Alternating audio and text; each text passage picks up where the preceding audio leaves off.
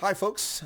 Welcome to Indaba Africa. This is Chris once again. In a not entirely surprising move here on the 14th of December 2020, U.S. Attorney General Bill Barr has submitted his resignation and President Trump has accepted it just in advance of the Christmas holiday. Well, folks, Attorney General Barr, in his second tour as Attorney General, having served previously as a much younger man under President George Herbert Walker Bush in that administration as Attorney General, returned to this administration replacing the somewhat bewildering and clueless Jeff Sessions, who allowed for a special counsel to be appointed and recused himself unnecessarily, which led to great consternation with President Trump over the fraudulent, fake, trumped-up, nonsensical Russia collusion narrative that was Russian disinformation peddled by Christopher Steele and the Clinton campaign to undermine the credibility and defeat Donald Trump.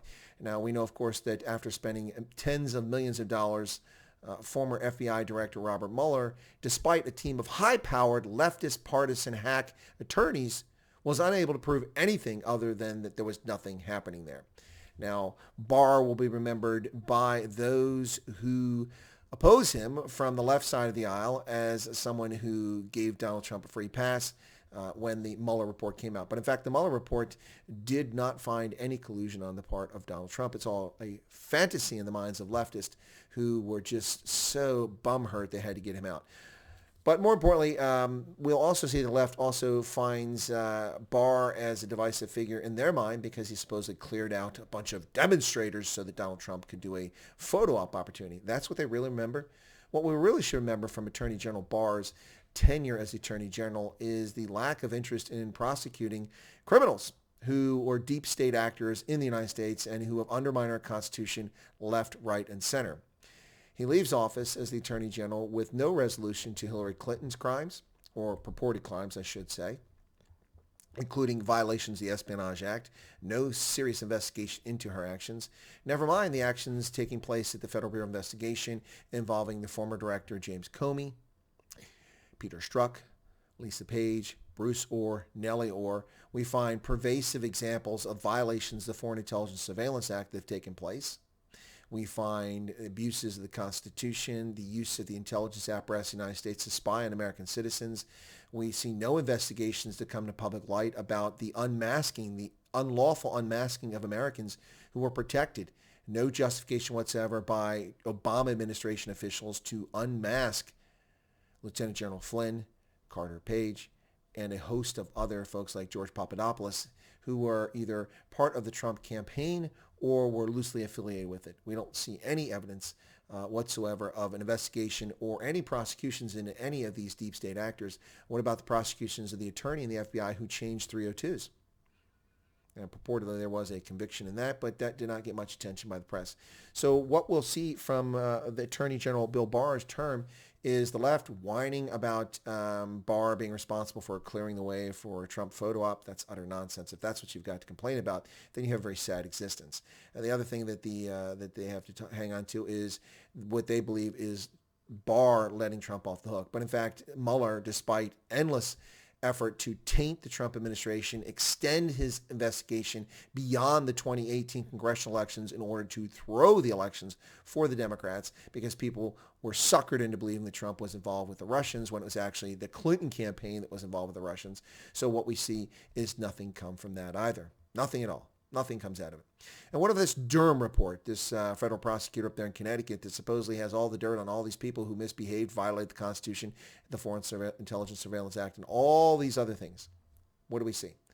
We're supposed to trust Attorney General Barr that it's all in good hands, that there will be prosecutions for the crimes or purported crimes, or at least investigations into them. But here we are, Barr now resigning on the 14th of December 2020 with no resolution. With the Electoral College having met today and assigned its electors, and ostensibly Joe Biden will be declared the victor at a joint session of Congress in early January, assuming that to be true, despite unbelievable evidence of fraud. And this is probably the most disappointing why Barr's term will be the most disappointing whatsoever. He came out and said there was no evidence of fraud. Is he a lunatic? Is he absolutely clueless? Is he insane? I mean, I don't need to look at Georgia or Nevada or Arizona or Wisconsin or Michigan, any of those states, and simply look at Pennsylvania. And as we've declared here quite clearly, there was fraud. There was fraud committed by Pennsylvania executive branch officials who announced they would violate the Constitution of the Commonwealth of Pennsylvania and election law. Specifically, they decided on their own that they would not require postmarks on ballots. That's not what the law says. That they would accept ballots after the election. That is not what the law says. And finally, that they would take ballots in which the signature on the ballot for a mail-in ballot did not match that of the registered voter on file. What kind of crazy cuckoo land is this? How can the Attorney General of the U.S. say that there's no fraud in this election when right there we knew before the election that fraud was being committed by the executive branch here in Pennsylvania? In addition to the executive branch, we've seen that the Supreme Court of Pennsylvania upheld that and set law out of whole cloth. But the Attorney General of the United States is silent on this. And not only is he silent on it, he's complicit in saying that there was no fraud. I'm not speaking for the whole country, but we just talk about Pennsylvania right here. We know there was fraud.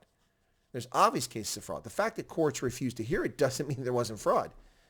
It doesn't mean there wasn't fraud. And for the Attorney General to make that statement, and what is that about? Why did he make that statement? That's very, very disheartening to see. Regardless of who won the election, whether it was Trump or Biden, the fact that our votes have been invalidated, our franchise has been stolen from us, and it doesn't bother the top cop of the country, the Attorney General, is not concerned. This reminds me of elderly white voters who were intimidated by Black Panthers who were standing on election polling sites in Philadelphia County when Obama ran for office, standing there with nightsticks in threatening military garb, chasing away elderly white voters. Yet Eric Holder's job as Attorney General, Department of Justice, nothing to see here. Nothing to see here. Move on. Seriously?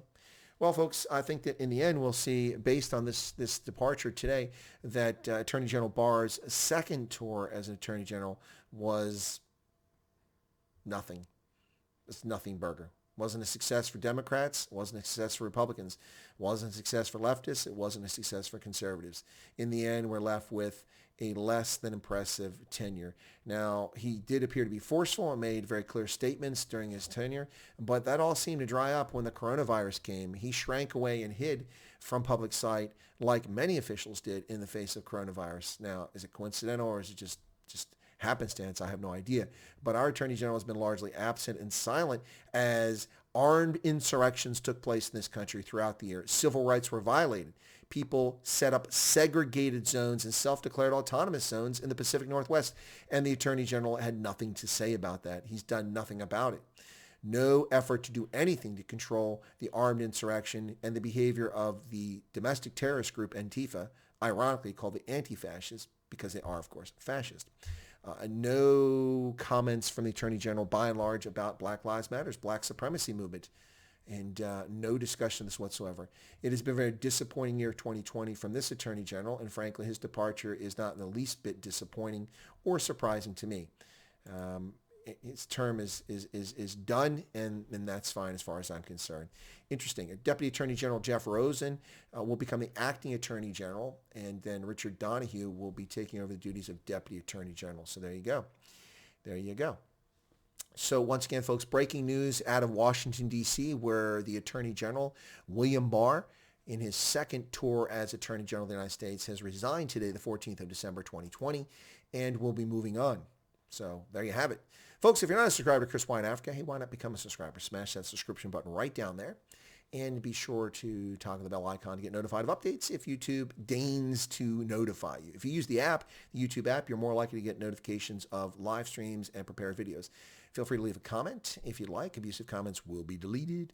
And I thank you. And please smash the button. Like the video. Appreciate that. Likes drive viewership, at least in the normal world. We'll see what happens here on YouTube as we go forward. Anyway, folks, there you go. Attorney General William Barr has resigned as Attorney General of the United States on the 14th of December. Merry Christmas to the leftists, who will be happy to see him leave. Merry Christmas to the conservatives, who are disappointed in his silence this year and his statement regarding the election. There you go, folks. Bill Barr is out. What comes next?